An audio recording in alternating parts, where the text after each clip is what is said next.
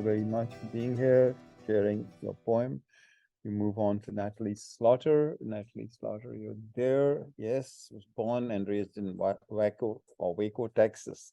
She currently attends Agnes Scott College. They are planning on going to graduate school for a degree in public history and library science. Natalie's favorite things to do are reading, writing, hanging out with her friends, watching TV and movies, and presenting at 100,000 Poets for Change. This is not in your bio, by the way. I'm just reading it out. And listening to podcasts of the same event. They hope that one day they can become a world-renowned author along with being a historian. You have a worldwide audience at this time. Natalie, we are honored to have you here. Please. Thank you. So I have two poems to read today. My first one was written last year when I was slightly tired and slightly drunk, like most poems are, and it's called Final Girl. You were lucky you survived, is what I hear from everyone around me, that not everyone can escape from a killer, but I didn't want to hear that, how lucky I am to be alive. I want to hear if I'm okay or how are you doing? If they actually ask, maybe they would understand that every night I look at my reflection and I still see the girl with white, bloody shoes, ripped shoulder top, dirty jeans, and tear-stained cheeks with a knife in her hands, fighting off the killer, who comes to hunt me every night with every creak in the floors or scratching at the door. But yes, I'm lucky to be alive, with the killer still living inside my house, living inside of me. And then my second poem is called Oh Eurydice, or Looking Back. I wandered through the darkness to find you. I sung a song to the king of the dead and his wife, who weeps tears of flowers and stars, at a melody of a sad girl who couldn't let go. The king looked at me and agreed to return you, but with a deal attached to it, like a price tag for your freedom. I grabbed your hand and started to walk the darkness from which I came. I could feel you in my hands, but something felt wrong. Doubtful even. What if the king tricked me? What if he lied? I swear I feel you and your warmth in my hand. As we get higher and higher, I feel the sun and warmth, but I feel the doubt once again like a winter chill. What if you're not really here? What if it's once again a trick? As I turned my head, I saw you.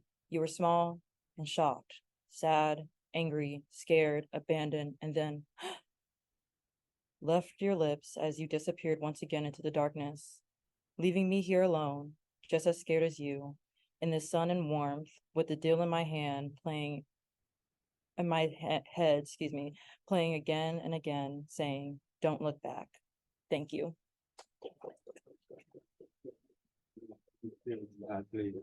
Really appreciate your presentation and the poems. Thank you very much. Oh, he did actually? Okay. Rafiq, are you there?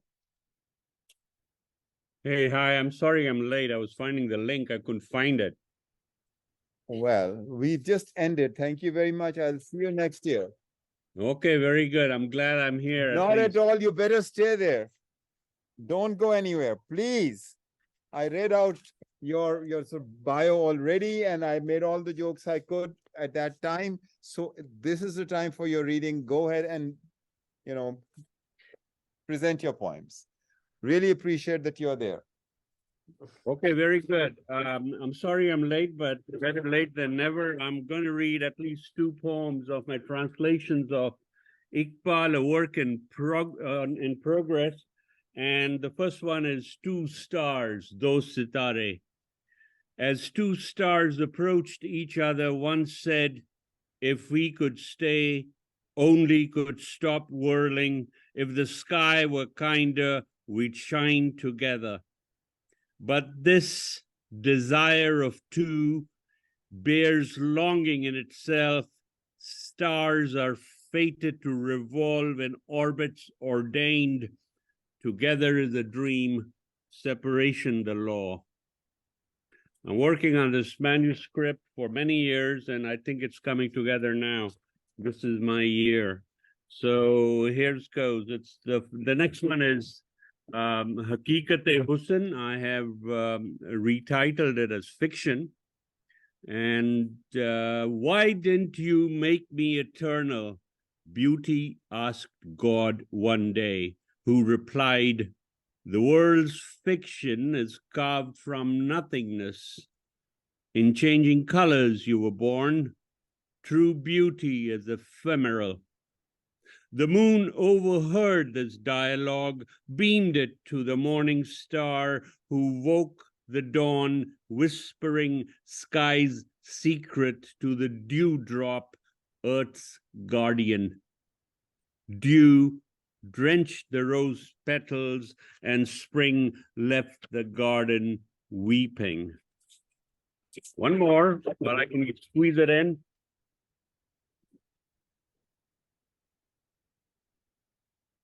Go ahead.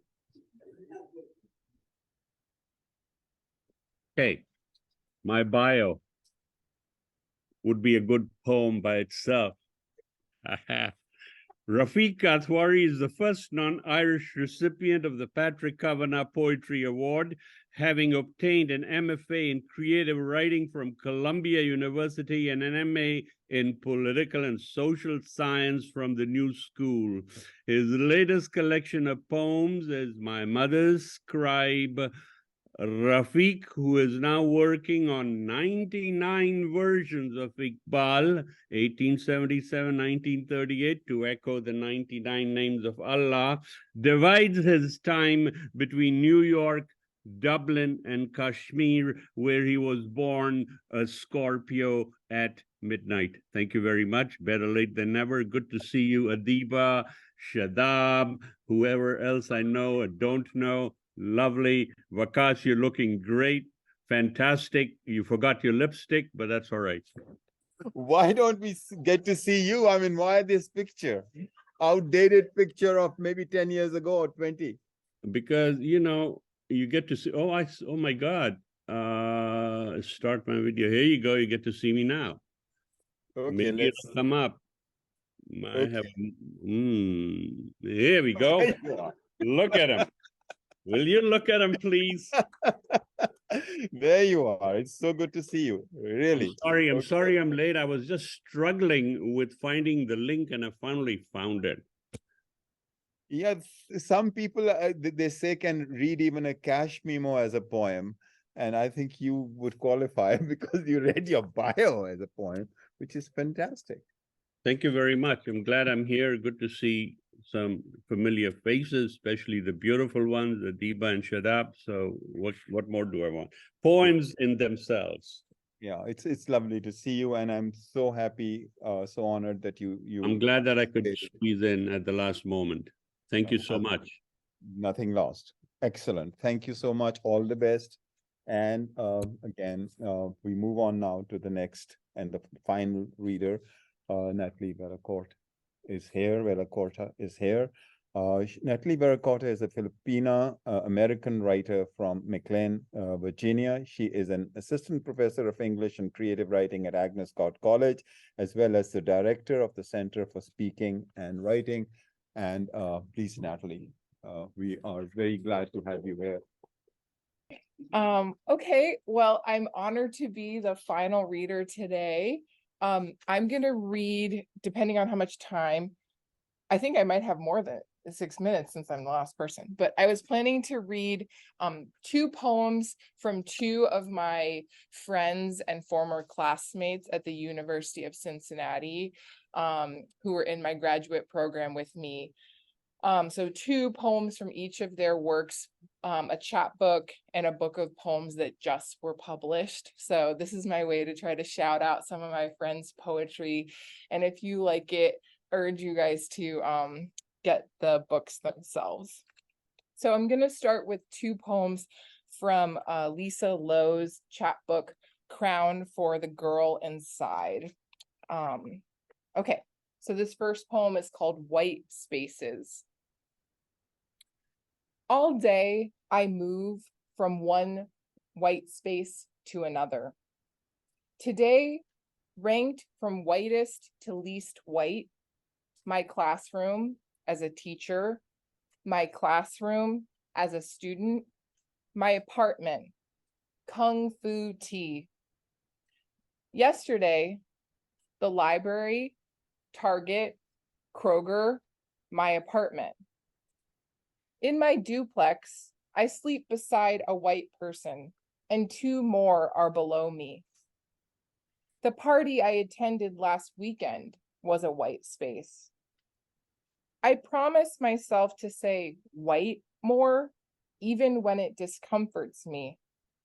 The word almost always trembles, no matter who says it. My commute looks neutral, but I remind myself I live in a city, a country that loves whiteness. I watch a white person say white like a hole they must not fall into. I watch the hole in the conversation where white was not said. In white spaces where I am the authority, I question whether I really have authority. Even the spaces around words have already been filled with whiteness. The more distance, the more whiteness, and vice versa. White reader, see how much space you must leap over to see me? Okay. And just for everyone, there's a lot of white space in this poem, as you might imagine. Okay, I'll read one more from Lisa Lowe. This one is called Mail Order Groom, after Ali Wong. If you guys are familiar with the comedian Ali Wong, I know Lisa is a big fan and was inspired by one of Ali Wong's specials. Okay. I flipped through a catalog of mail order grooms. I want one from a colonizing country. The whiter, the better. I want the hair and disposition of a golden retriever. I want money sprouting from his follicles like Rapunzel. I want him strong and soft as a rope of hair, like toilet paper. I want his last name changed to mine. I want to buy one, give one, another white husband for a friend. When he comes to me, I want him to kneel between my legs like he's expecting to represent his entire race. Okay, love that one.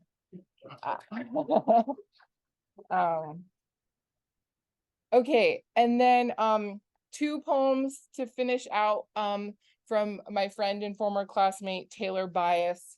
Her new collection, I Done Clicked My Heels 3 Times, is a book of poetry that's heavily inspired by The Wiz and growing up on the south side of Chicago. Taylor just came to Karis last week, so y'all just missed her, but I think they still have some signed copies of her book over at Karis if you want to check it out. Okay, so the first poem by Taylor I will read is called Yes, the Trees Sing. Our backyard's weeping willow is really a woman with micro braids, all the way down to her waist. And if you're close enough, you can hear her humming some Dr. Dre. Or is it a drop top bumping that Jay-Z? Ain't the case, see, it's a matter of taste. Our backyard's weeping willow is really a woman submitting to sound, a trumpet's warble, the strum and cha-cha of fingers moving at a jittering pace. And if you're close enough, you can hear her humming a song you thought lost. The low down drumming of your mother's palm against your coffee table's face. Our backyard's weeping willow is really a woman that reminds you of her. How you knew a storm was coming when her hair was disarranged, blown from its place. And if you're close enough, you can hear her humming, a warning siren, the type that has me running to the porch for her hand before the first cloud breaks. Our backyard's weeping willow is really a woman And if you're close enough, you can hear her humming. Okay, I'm pretty sure that's a villanelle. You know the forms? I think that's a villanelle. I'm not a poet, so I need to learn the forms, but I think that's a villanelle. Okay, and then a final poem, because we're here in Atlanta where there's lots of mosquitoes, and I just moved to Atlanta about 6 weeks ago, and I am very much getting ate up by mosquitoes, which is the title of this poem. Okay, on getting ate up by mosquitoes. The bugs would like to have a word, or maybe a mouthful of something that moves when I walk. On the back porch, a baptism in off.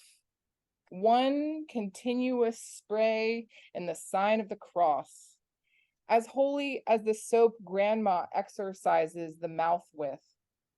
I break all the outside rules, green up my white dress with the grass's opened mouth saliva, put on my smell good stuff so I don't stink like the fever of an August night breaking. When night falls, we box the yard's perimeter with citronella torches. We stop putting our hands on each other and start popping ourselves at the latest hint of a landing. Dot our palms with unlucky insects. Yet there are always ones that I miss, the seasoned few who mastered the map of my body. Inside, I count the fresh dunes stealing in the air conditioning. I tell myself that it must be me, that I have too much for the taking.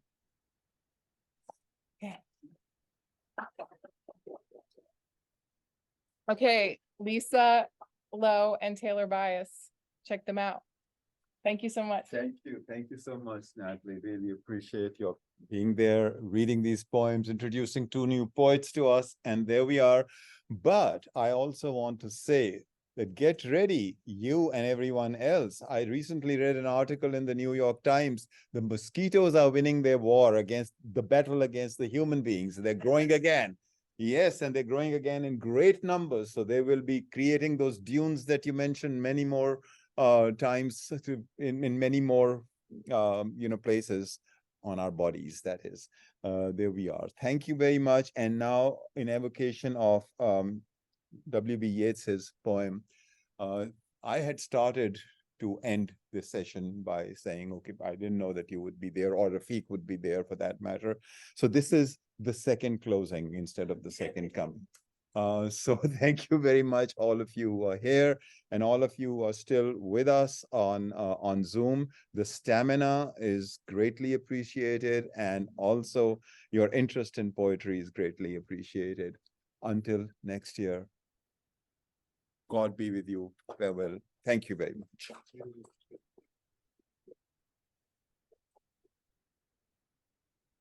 Thank you.